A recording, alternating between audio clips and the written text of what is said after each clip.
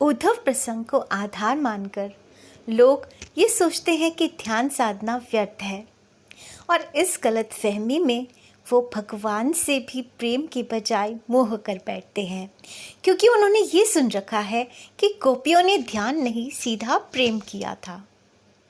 लेकिन वो ये भूल जाते हैं कि गोपियाँ कौन थीं। गोपियाँ थीं साधन सिद्धा ऋषि मुनि, जिन्होंने अपने कई जन्मों तक पहले ध्यान ही किया था।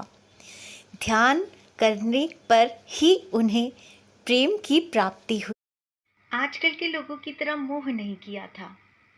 तो अब प्रश्न ये है कि हमें कैसे पता लगे कि हमारा भगवान से मोह है या प्रेम है।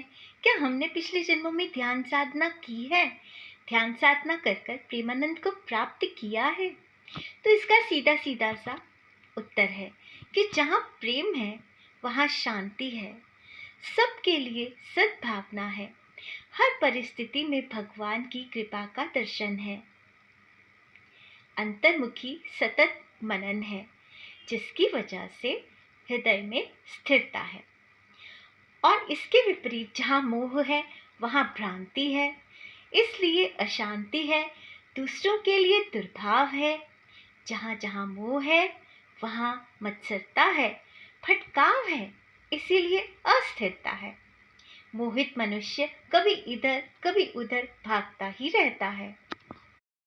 तो भगवत प्रेम प्राप्ति के लिए हमें ऋषियों की तरह ही ध्यान साधना भी करनी पड़ेगी।